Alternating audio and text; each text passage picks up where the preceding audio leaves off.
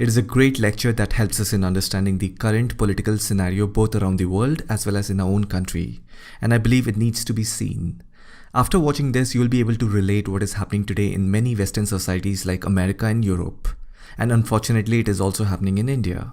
Since it's a long video, please watch it whenever you have time, and maybe you all get a bit more educated. The video starts now. Subversion is the term, if you look in a dictionary or criminal code to that matter, usually is explained as a part of activity to destroy things like religion, government, system, political, economical system of a country.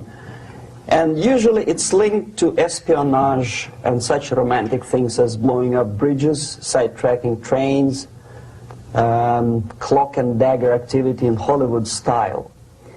What I'm going to talk about now has absolutely nothing to do with the cliché of espionage or KGB activity of collecting information. So the greatest mistake or misconception, I think, is that whenever we are talking about KGB, for some strange reason, starting from Hollywood movie makers to professors of political science and quote-unquote experts on Soviet affairs, or Kremlinologists as they call themselves, they think that the most desirable thing for Andropov and the whole KGB is to steal blueprints of some supersonic jet, bring it back to Soviet Union and sell it to the Soviet military-industrial complex. It's only partly true. If we take the whole time, money, and manpower that the Soviet Union and KGB in particular spends outside of USSR border, we will discover, of course there are no official statistics unlike with CIA or FBI, that the espionage as such occupies only 10 to 15% of money, time, and manpower. 15% of the activity of KGB. The rest, 85%, is always subversion. And unlike a dictionary of English, Oxford Dictionary, subversion in Soviet terminology means always a destructive, aggressive activity aimed to destroy the country, nation, or geographical area of your enemy. So there's no romantics in there, absolutely. No blowing up bridges, no microfilms in Coca-Cola cans, nothing of that sort. No James Bond nonsense. It's most of this activity is overt, legitimate, and easily observable if you give yourself time and trouble to observe it. But according to the law and law enforcement systems of the Western civilization, it's not a crime. Exactly because of misconception, manipulation of terms. We think that subverter is a person who is going to blow up our beautiful bridges. No. Subverter is a student who comes for exchange, a diplomat, an actor, an artist, a journalist like myself was 10 years ago. Now, subversion is an activity which is a two-way traffic. You cannot subvert an enemy which doesn't want to be subverted. If you know history of Japan, for example, before 20th century, Japan was a closed society. The moment a foreign boat comes to the shores of Japan, the Imperial Japanese Army politely tells them to get lost. And if American salesman comes to the shore of Japan, let's say 60 or 70 years from now back, and says, oh, I have a very beautiful vacuum cleaner for you, with the good financing, he says, please leave us, we don't need your vacuum cleaner. If they don't leave, they shoot them to preserve their culture, ideology, traditions, values intact. You were not able to subvert Japan. You cannot subvert Soviet Union because the borders are closed. The media is censored by the government. The population is controlled by the KGB and internal police. With all the beautiful glossy pictures of Time magazine and Magazine America, which is published by the American Embassy in Moscow, you cannot subvert Soviet citizens because the magazine never reaches Soviet citizens. It's collected from the newsstands and thrown to garbage can. Subversion can be only successful when the initiator, the actor, the agent of subversion has a responsive target. It's a two-way traffic. United States is a receptive target of subversion.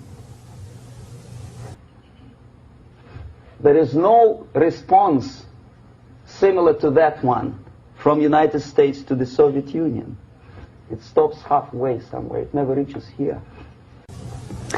The theory of subversion goes all the way back 2,500 years ago.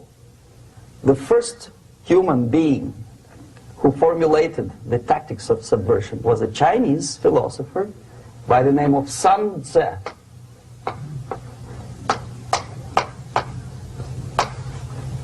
2,500 years BC.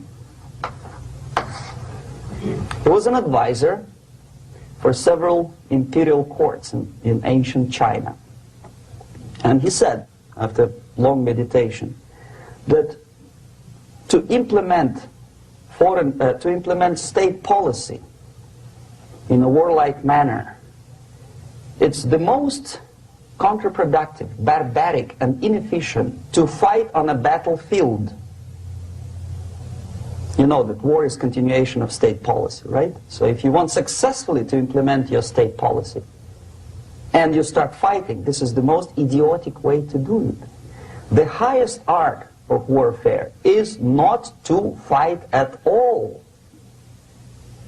but to subvert anything of value in the country of your enemy, until such time that the perception of reality of your enemy is screwed up to such an extent that he does not perceive you as an enemy, and that your system, your civilization, and your ambitions look to your enemy as an alternative, if not desirable, then at least feasible. Better red than dead.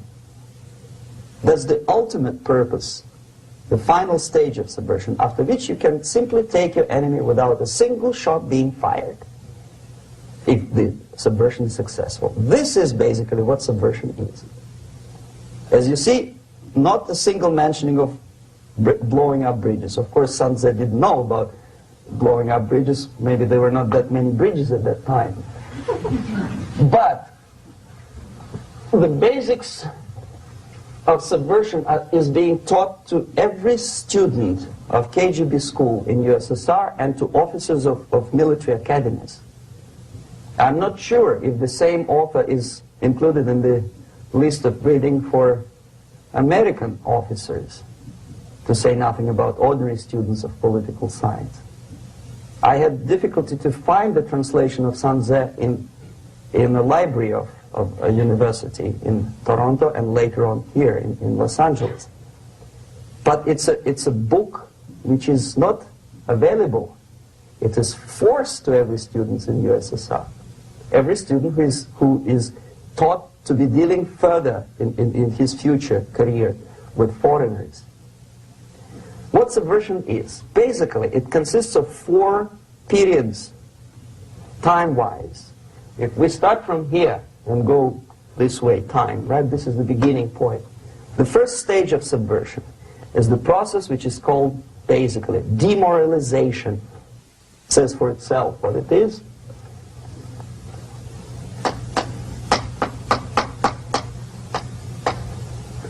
It takes from,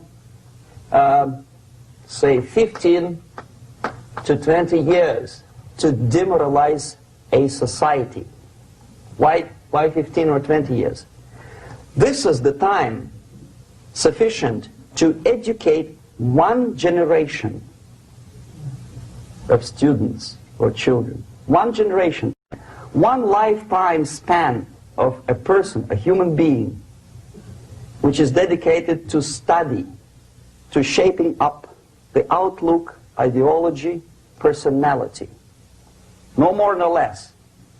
Usually it takes from 15 to 20 years. What it includes? It includes influencing, or by various methods, infiltration, propaganda methods, direct contacts, doesn't really matter. I will describe them later. Of various areas where public opinion is formulated or shaped. Religion, educational system, social life, administration, law enforcement system, military, of course, and labor and employer relations, economy. Okay? 5 areas. I will not write them down because we will not have enough space. Sometimes when I describe all the methods, students ask me question, are you sure this is the result of the Soviet influence? Not necessarily.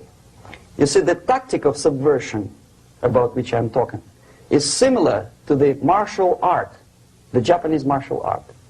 If some of you are familiar with that tactic, probably you will remember that if an enemy is bigger and heavier than yourself, it would be very painful to resist his direct strike. If a heavier person wants to strike me in the face, it would be very naive and counterproductive to stop his blow. The Chinese and Japanese judo art tells us what to do. First to avoid the strike, then to grab the fist and continue his movement in the direction where it was before, right? Until the enemy crashes in the wall. You see? So, what happens here? The target country obviously does something wrong. If it's a free democratic society, there are many different movements within the society. There are obviously, in every society, there are people who are against this society. They may be simple criminals, ideologically in disagreement with the state policy, conscientious enemies, simply psychotic personalities who are against anything, right? And finally, there are a small group of agents of a foreign nation, bought, subverted, recruited, right? The moment all these movements will be directed in one direction, right? This is the time to catch that movement and to continue it until the movement forces the whole society into collapse, into crisis, right? So that's exactly the martial art tactic. We don't stop an enemy. We let him go. We help him to go in the direction we want them to go. Okay? So, on the stage of demoralization, obviously there are tendencies in each society, in each country, which are going to opposite direction from the basic moral values and principles. To take advantage of these movements, to capitalize on them, is the main purpose of the originator of subversion. So we have religion, we have education, we have social life, we have power structure, we have labor relations, unions, and finally we have law and order. 1, 2, 3, 4, 5, 6. Okay? These are the areas of application of subversion. What it means exactly? In case of religion, destroy it, ridicule it, replace it with various sects, cults, which bring people's attention, faith, whether it is naive, primitive, doesn't really matter.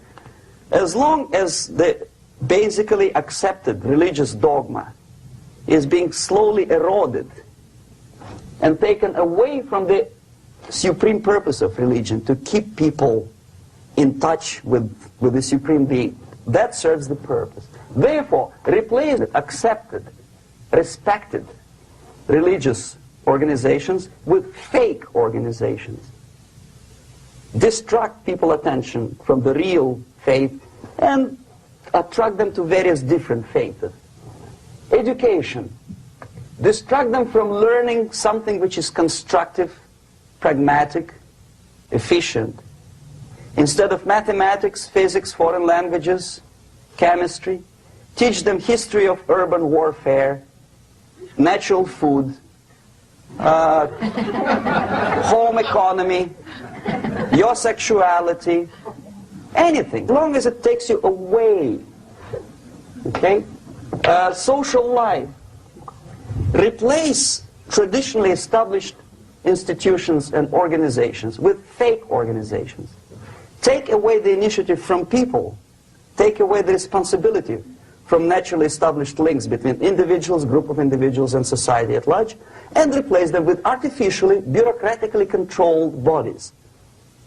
Instead of social life and friendship between neighbors, establish social workers institutions. People who are on payroll of whom? Society? No. Bureaucracy. The main concern of social workers is not your family, not you, not social relations between groups of people. The main concern is to get the paycheck from the government. What will be the result of their social work doesn't really matter. They can develop all kind of concepts to show to the government and to the people that they're useful. Okay, away from the natural links, power structure. Okay, the natural bodies of administration, which are traditionally either elected by people at large or appointed by elected leaders of society, are being actively substituted by artificial bodies. The bodies of people, groups of people, whom nobody elected. Never. As a matter of fact, most of the people don't like them at all, and yet they exist. One of such group is media. Who elected them? How come they have so much power? Almost monopolistic power on your mind. They can rape your mind. But who elected them? How come they have a nerve to decide what is good and what is bad for the elected by you, president, and his administration? Who the hell are they? Spiro Agnew, who was hated by the liberal left, called them a bunch of enfeebled snobs. And that's exactly what they are. They think they know. They don't. The level of mediocrity. In a big establishment like New York Times, Los Angeles Times, major television network, you don't have to be excellent journalist. You have to be exactly a mediocre journalist. That's easier to survive. There's no competition anymore. You have your good, nice income, $100,000 a year. That's it. Whether you are better or worse doesn't really matter anymore. As soon as you're smiling to the camera and do your job. That's it. No more competition. Power structure slowly is eroded by the bodies and groups of people who do not have neither qualification nor the will of people to keep them in power, and yet they do have power. Okay. Together with that, there is another process. Law enforcement, law and order organization and structure is being eroded. For the last 20, 25 years, if you see old movies and new movies, you can see that in new movies, a policeman, an officer of the United States Army looks dumb, angry, psychotic, paranoid. A criminal looks nice, kind of, well, he smokes hash and shoots the whatever drug, but basically he's a nice human being. He's creative. And he's unproductive only because society oppresses him. Whereby a general of Pentagon is always, by definition, a dumb, a war maniac. A policeman is a pig, rude policeman. He abuses his power. No? A generality, generalization like that. The hatred, the mistrust to the people who are supposed to protect you and enforce law and order. Moral relativity. The Angelo Buono process lasted 2 years in Los Angeles.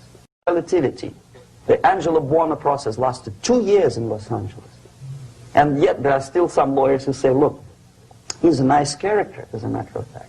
There was some witness who said, also a criminal, who said, well, he's a nice guy. I asked him one day to burn a house of my enemy, and he wouldn't do it. He's a nice fella. Erosion. A slow substitution of basic moral principles, whereby a criminal is not a criminal, actually. He's a defendant. Even if his guilt is proven, there is still a doubt. To kill or not to kill, to be or not to be. Thou shalt not kill, yes. But this line may not necessarily be applicable to a murderer. Thou shalt not murder. That should be the presumption, not that thou shalt not kill. Okay, labor relations. At this stage, within 15 to 20 years, we destroy the traditionally established links of bargaining between employer and employee. The classical Marxist-Leninist theory of natural exchange of goods. A person A has 5 sacks of grain and person B has 5 pairs of shoes. And the natural exchange without money is when they bargain between each other. And only with the introduction of the third force, C, an entirely third foreign stranger who says, no, don't give him 5 sacks of grain, give it to me, and you give me your 5 pairs of shoes, and I will distribute it accordingly, so that the economy will go. This is the death of natural exchange, death of natural bargaining. Well, trade unions were established 100 years ago.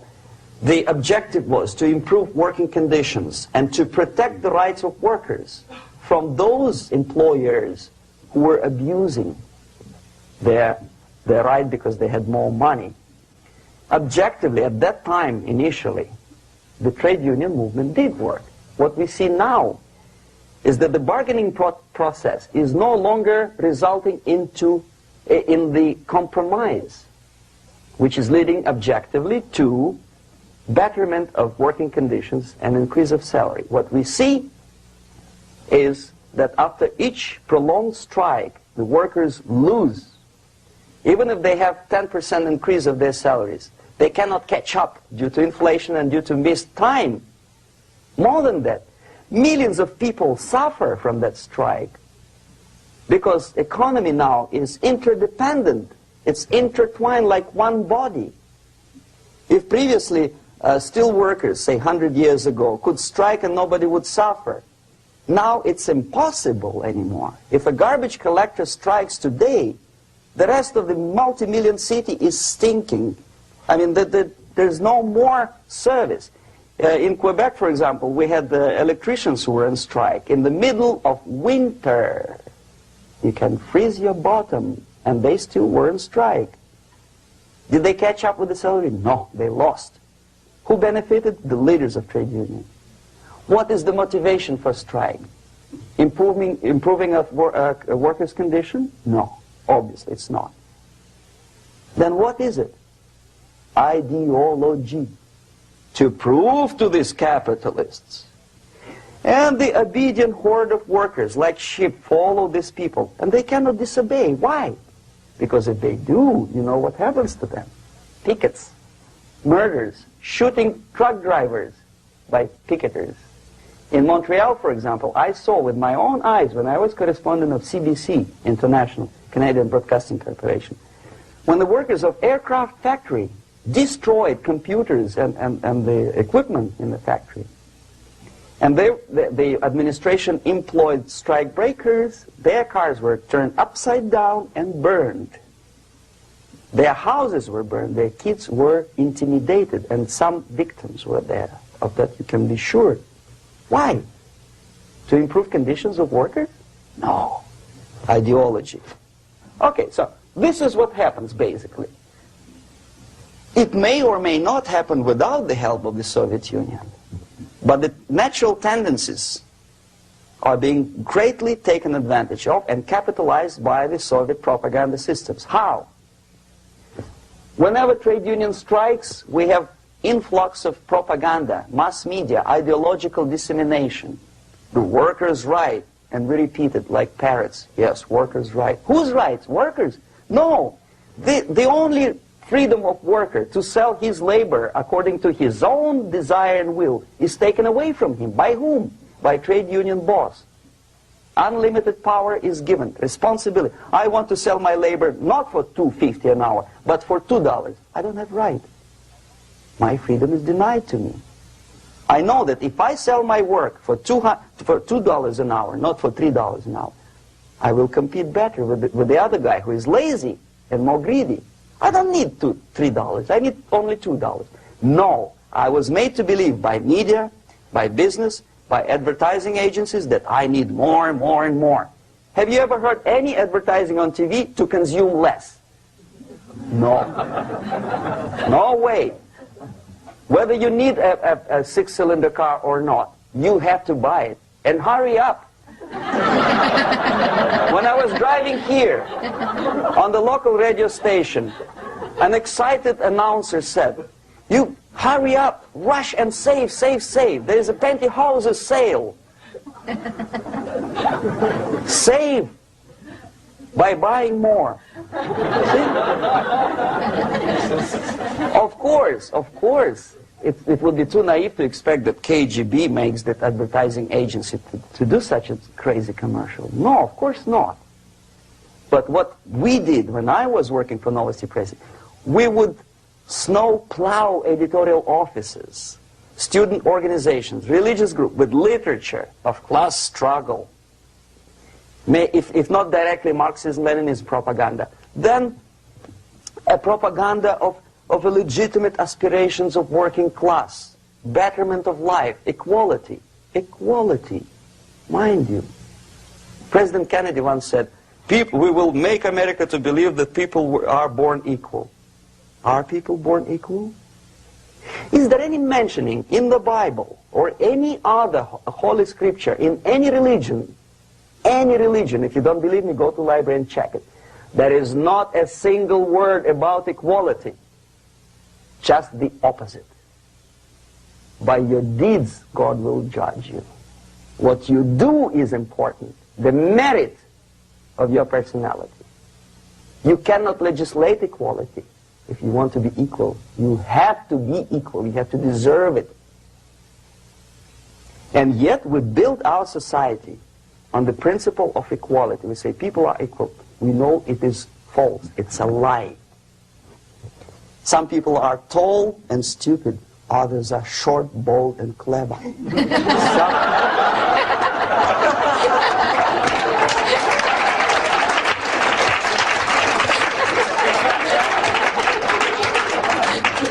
If we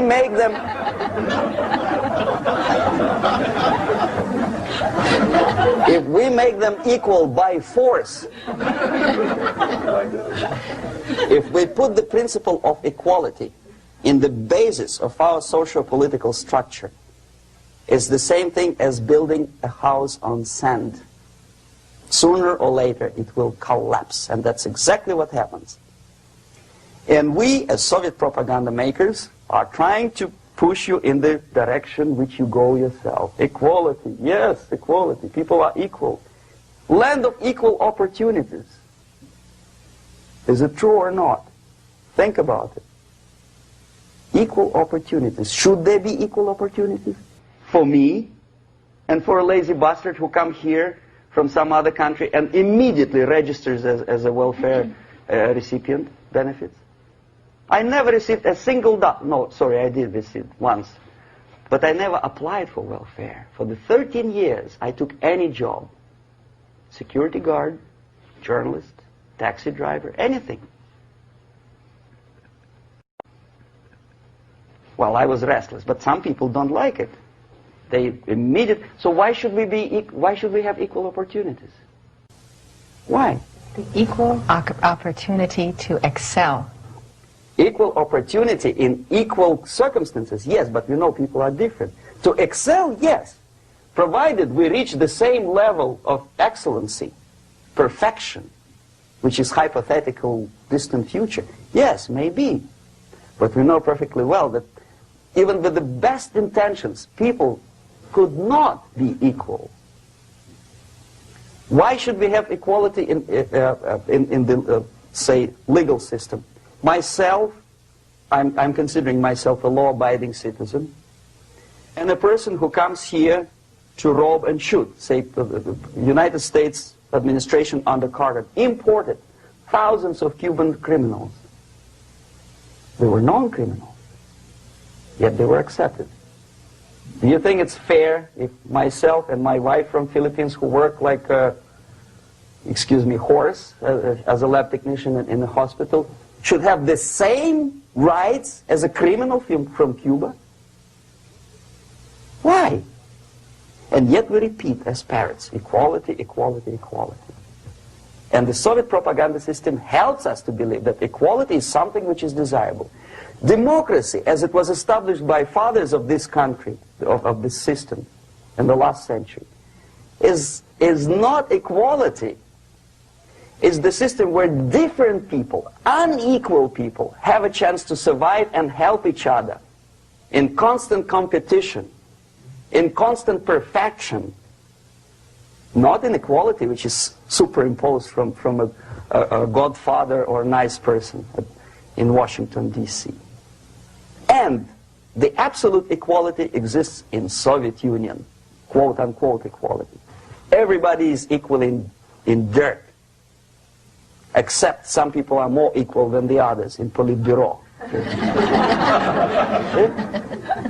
So, the moment you bring a country to the point of almost total demoralization, when nothing works anymore, when you are not sure whether it is right or wrong, good and bad, but there's no division between evil and good, when even the leaders of church sometimes say, well, violence for the sake of justice, especially social justice, is justified in the countries like Nicaragua, El Salvador, well, maybe Rhodesia, and we listen to them and say, yeah, probably it's true. Is it true? No, it is not true. Violence is not justified, especially for the sake of quote-unquote social justice introduced by Marxist-Leninists, that is my former colleagues from Novosti Press Agency. Okay, so we reach that point.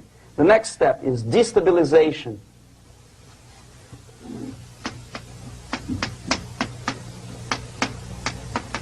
Again, this word says for itself what it is. To destabilize all the relations, all the accepted institutions and organizations in a country of your enemy. How you do it? You don't have to send a battalion of KGB agents to blow up bridges. No. You let them do it themselves.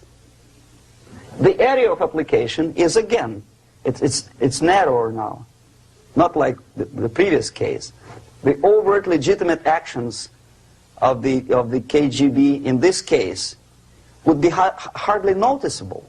There is no crime if a professor who recently went to USSR introduces a course of Marxism-Leninism in a Californian college, for example. Nobody is going to come to his doorstep and say, okay, mister, come, you are under arrest. No, it's not a crime. It's not even considered a moral crime against your country. So the area of application here is narrowing down to economy, again, labor relations, right? To law and order,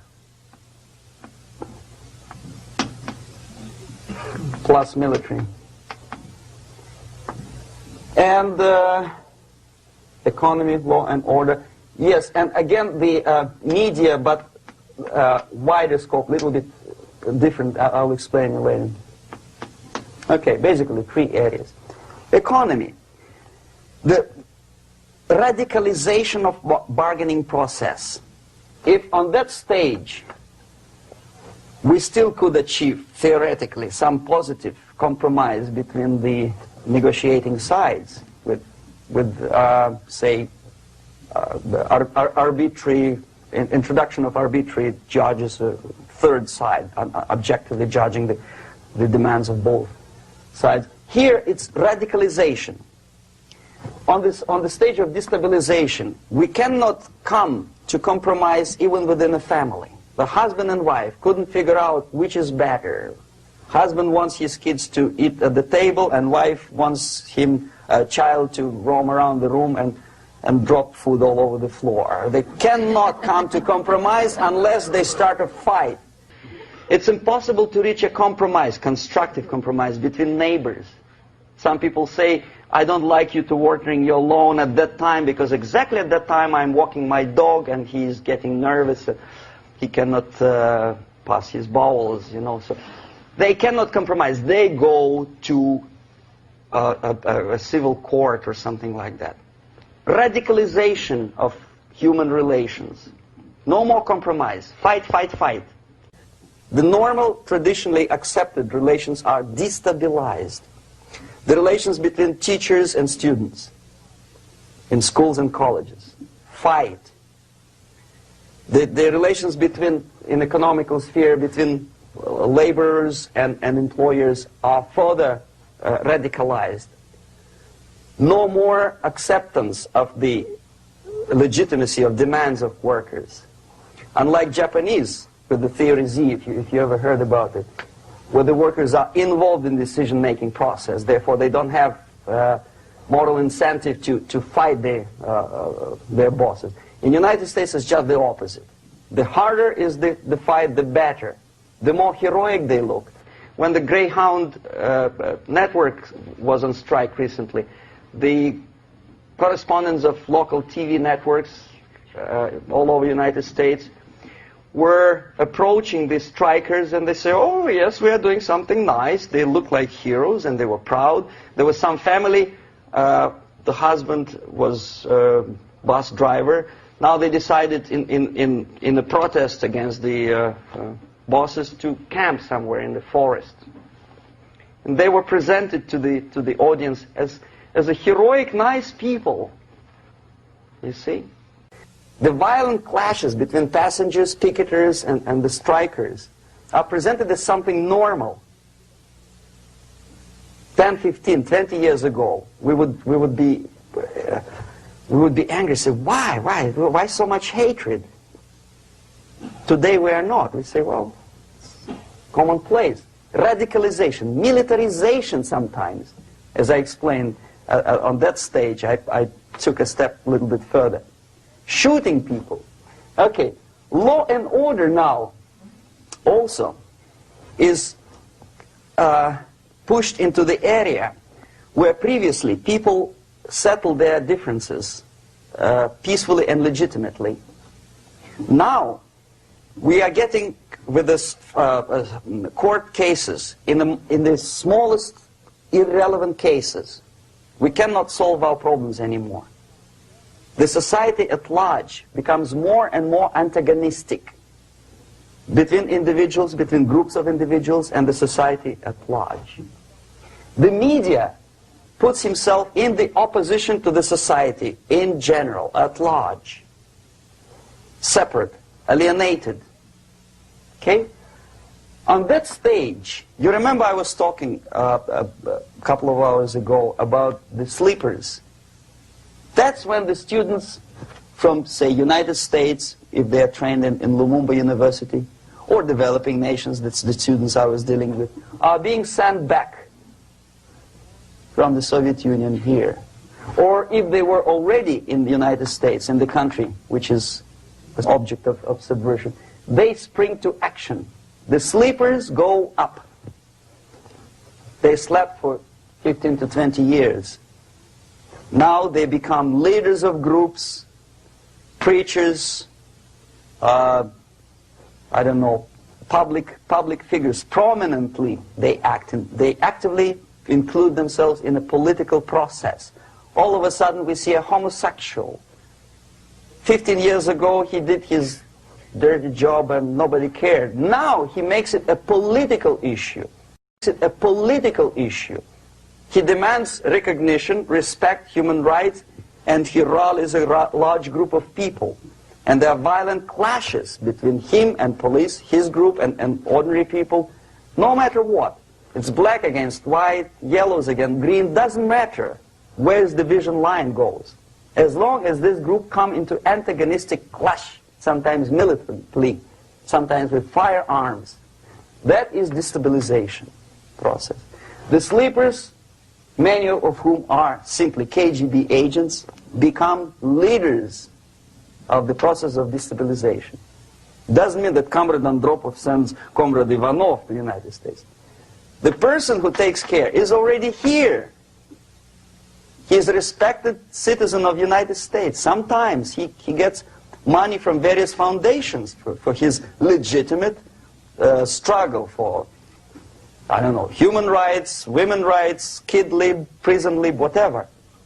There are sympathetic Americans who donate their money to him.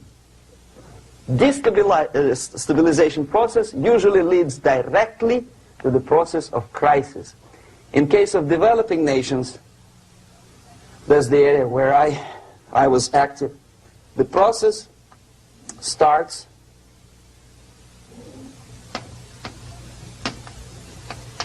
when the legitimate bodies of power, the social structure collapse. It cannot function anymore. So instead, we have artificial body injected into society, such as non-elected committees. You remember I was talking about them here.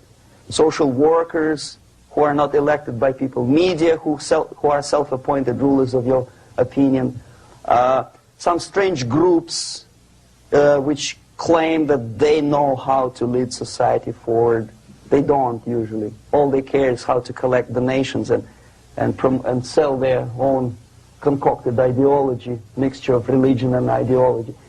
Here, we have all this artificial body claiming power. If the power is denied to them, they take it by force. In case of Iran, for example, all of a sudden we have revolutionary committees. What kind of revolution? There was no revolution yet, and yet they had the committees. They were taking power of judgment. They had the power of execution, they had the power of legislation, and that they had the power of judicial. All of them combined in one person, who is half-baked intellectual, sometimes graduated from Harvard University or Berkeley. He comes back to his country and he thinks that he knows the answer to all the social, economical problems. Okay? Crisis is when society cannot function anymore productively. It collapses, obviously. That's the word for crisis. So therefore, the population at large is looking for a savior. The religious groups are expecting a messiah to come. The workers say, we have family to feed. Let's have a strong government, maybe socialist government, centralized, when somebody put the employers on their place and let us work. We are sick and tired of going to strike and missing overtime and all that stuff. We need some strong man, strong government, a leader, a savior is needed. Population is sick and tired already. And here we are. We have a savior. Either a foreign nation comes in, or the local group of leftists, Marxists, no matter what they call themselves, Sandinista, a reverend or some sort, Bishop Muzureva, like in Zimbabwe, doesn't matter. A savior comes and says, I will lead you. So we have two alternatives here. Civil war and invasion. Okay? See how it goes? Civil war, we know what it is. Lebanon is the best example. The civil war, which was artificially implanted in Lebanon by injection of force of PLO, Palestinian Liberation Organization. Invasion we have in many other countries like Afghanistan, name any East European country, it was invaded by the Soviet army. But the result is the same. The next stage is normalization. Normalization is a very ironic word, of course. It is borrowed from 1968 situation in Czechoslovakia, when the Soviet propaganda and after them New York Times declared the country is normalized. The tanks moved into Prague, so there's no more Prague Spring, there's no more violence. Normalization. At that stage, the self-appointed rulers of the society don't need any revolution anymore. They don't need any radicalism anymore. So this is the reverse from destabilization. Basically, it is stabilizing the country by force. So all the sleepers and activists and social workers and liberals and homosexuals and professors and Marxists and Leninists are being eliminated physically sometimes. They've done their job already. Okay? They are not needed anymore. The new rulers need stability to exploit the nation, to exploit the country, to take advantages of the victory. Okay? So no more revolutionaries, please. And that's exactly what happens in a number of countries. You remember Bangladesh? This is the crisis in which I was instrumental. First they had Mujibur Rahman. In 1971, he was the leader of People's Party, Awami League, with mustache like Stalin. He was in Russia many times. In 5 years, he was shot by his former colleagues, Marxists. He fulfilled his function. In Afghanistan, it happened 3 times. First there was Taraki, then there was Amin, now there's Babrak Karmal. They killed each other successively, one after another. The moment he fulfills his duty, the first one demoralized country, the second destabilized, the third one brought it to crisis. Goodbye, comrades. Babrak Karmal comes from Moscow and put into the seat of power. Same thing happened in Grenada recently. Maurice Bishop, Marxist, was killed by Austin, what's his name, General something, who was also a Marxist. Right?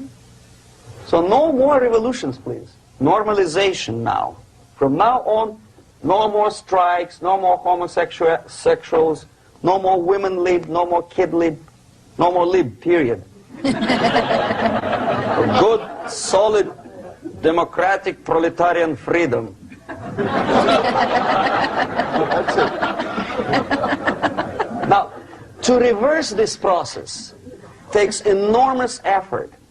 When today, United States had to invade Grenada to reverse the process of subversion. Some people say, boy, this is not good, it's not kosher to invade the beautiful country, island of Grenada. Well, why didn't you stop the process here, when Grenada was just approached by leftists? Why not to prevent Maurice Bishop to come in power in the first place? Did Grenadians want him? Very questionable. They didn't know who was Maurice Bishop in the first place. He came to power by coup d'etat himself. Okay? No, we let the situation develop further and further and further until the crisis and normalization very soon. And then the United States decided to invade country, discovering that the country was absolutely a military base for the Soviet Union. Of course it's a drastic measure. Of course it's a pity that Marine Corps had to lose, what, 17 lives. Very bad. Why not to stop the process before it comes to crisis? Oh no, intellectuals will not let you. It's interference into domestic affairs. They're very careful not to let American administration to interfere in domestic affairs of Latin American countries. They don't mind Soviet Union interfering in these affairs. Okay. So to reverse this process, from here, it takes only and always military force. No other force on earth can reverse this process at this point. At this point, it does not take military invasion of the United States Army. It takes strong action, like in Chile. A CIA covert involvement to prevent the savior from outside to come into power and to stabilize country before it erupts into civil war. Stabilize country before it erupts into civil war. Okay? Support the right-wing conservative forces. By money, by crooks or love, doesn't matter. Stabilize the country. Don't let the crisis develop into civil war or invasion. Oh no, your liberals will say it's against the law. The Congress will not appropriate money for covert actions of CIA. Why not? Should we wait till the normalization come and Soviet tanks land in Los Angeles airport? Now, at that point, at the point of destabilization, also the process could be reversed. Again, easily than this. No CIA involvement at this point. You know what it takes here?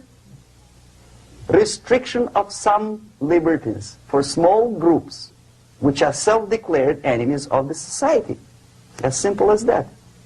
Oh no, the media and liberals will tell you this is against the American Constitution. How can we,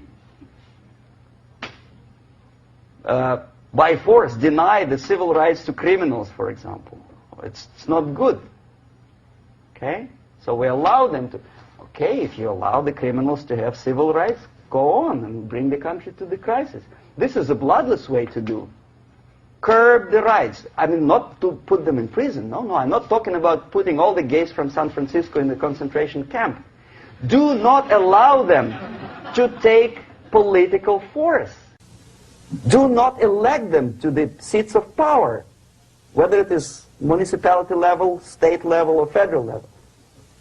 It has to be beaten in the heads of American voters that a person like that in the seats of power is an enemy. Do not be afraid of this word. It is an enemy. If he is not an enemy here, he will be here. Later on, he will be shot, of course. But at this point, he is an enemy. Okay? You are doing great service by denying him a right to capitalize on his own crazy ideas and become a powerful man, a man who uses the seat of power. Restriction of certain freedoms and permissiveness at that point would prevent sliding into crisis and probably will return the process of destabilization. To curb unlimited power, monopolistic power of trade unions, here, at that point, would save economy from collapsing. To introduce a law to stop private companies of raping public opinion's mind in the direction of consumerism. No company must have a right to force you into buying more unless you want it. There must be a law. You want to advertise your car? Okay. But not a single mentioning of buying it now and saving money. It must be against the law to force people to consume more. Self-restraint.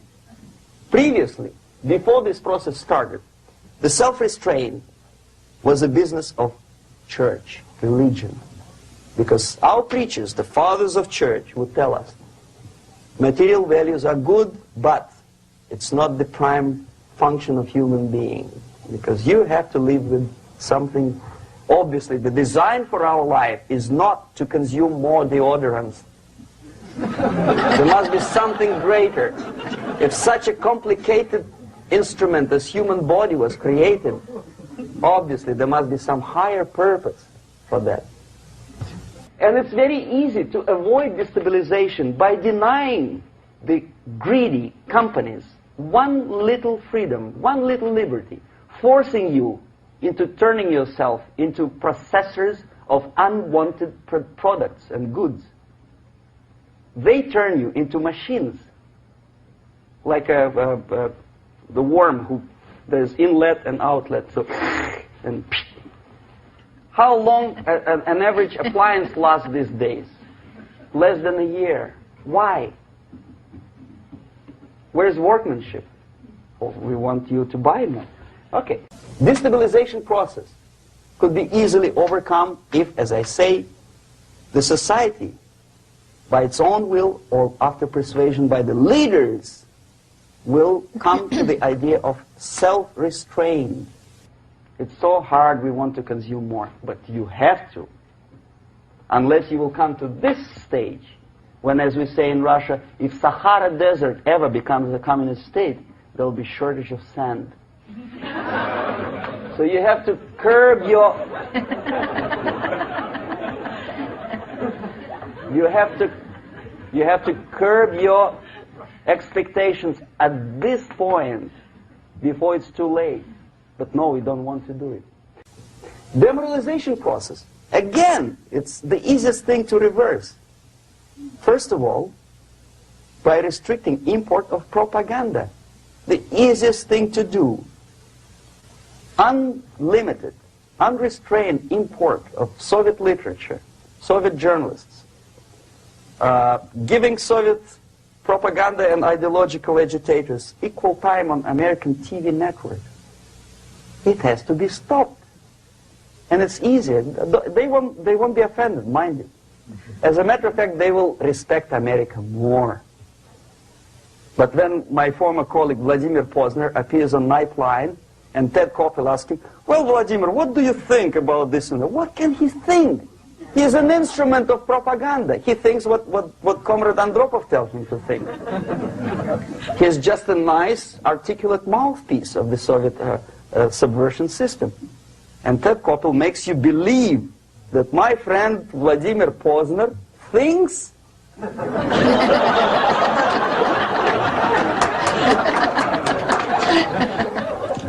the process of demoralization may not have started at all if at that point the country, which is a recipient of subversion, actively, not violently, but actively, prevents importation of foreign ideology. I don't want America to follow the pattern of ancient Japan. You don't have to shoot every foreigner when it approaches the sacred borders of the United States. But when he offers you a junk in the disguise of very shiny something, you have to tell him, no, we have our own junk.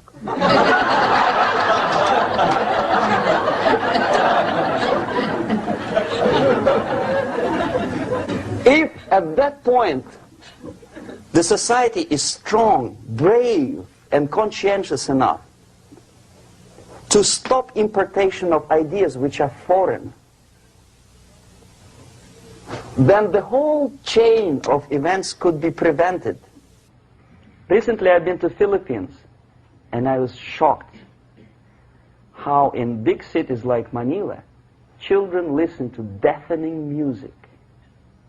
A melodious nation with long traditions of good, nice ethnic music, introduced by Spanish long time ago, maybe 2 centuries, 3 centuries ago, I don't remember how long. All of a sudden listen to musical garbage, blasting their radios at full blast, at full volume. Why? In India, I spent many years watching the reactions of Indians walking out of movie theaters after seeing Hollywood production. They couldn't figure out why Americans are so wasteful. They smash their cars, their shiny cars every 5 minutes. How come they shoot each other for $500,000? Is it true that they're so obsessed with sex? Can you imagine showing a movie where each 5 minutes there's a copulation on the screen to a country like India with long tradition of respect to these private matters, or to Pakistan? And United States expect these people to respect you? No way. Oh yes, they will see the movie, they'll pay 5 rupees to see that garbage, but they walk out and will tell their kids, don't respect Americans, don't be like Americans. See? So, the process of demoralization could be stopped right here, both as an expert and as an import. And that takes one step, one very important thing to do. You don't have to expel all the KGB agents from Washington, D.C. The most difficult and at the same time the simplest answer to the subversion is to start it here and even before, by bringing back the society to religion, something that you cannot touch and eat and put on yourself, but something that rules society and makes it move and preserve it. A Soviet scientist, Shafarevich, who has nothing to do with religion, he is a computer scientist, did a very intensive research on the history of socialist countries. He calls socialist or communist any country with a centralized economy and a pyramidal style of power structure. And he discovered, actually he didn't discover it, he just brought to attention of his readers, that civilizations like Mohenjo-Daro in the river Indus area, like Egypt, like Maya, Incas, like Babylonian culture, collapsed and disappeared from the surface of Earth. The moment they lost religion, as simple as that, they disintegrated. Nobody remembers about them anymore. Well, distantly. So, the ideas are moving society and keeping mankind as society of human beings, intelligent, moral agents of God. The facts, the truth, the exact knowledge may not. All the sophisticated technology and computers will not prevent society from disintegrating and eventually dying out. Have you ever met a person who would sacrifice his life, freedom, for the truth like that? This is truth. I never met a person who said, this is truth and I'm ready to shoot me. To defend the truth. Right? But millions sacrifice their life, freedom, comfort, everything for things like God. Like Jesus Christ. It's an honor. Some martyrs in the Soviet concentration camp died. And they died in peace. Unlike those who shouted, "Long live Stalin," knowing perfectly well that he may not live long. Something which is not material moves society and helps it to survive. And the other way around. The moment we turn into 2 by 2 is 4 and make it a guiding principle of our life, our existence, we die. Even though this is true, and this we cannot prove. We only can feel and have faith in it. So the answer to ideological subversion, strangely enough, is very simple. You don't have to shoot people, you don't have to aim missiles and Pershings and cruise missiles at Andropov's headquarters. You simply have to have faith and prevent subversion. In other words, not to be a victim of subversion. Don't try to be a person who in judo is trying to smash your enemy and being caught by your hand. Don't strike like that. Strike with the power of spirit and moral superiority. If you don't have that power, it's high time to develop it. And that's the only answer. That's it. Thank you.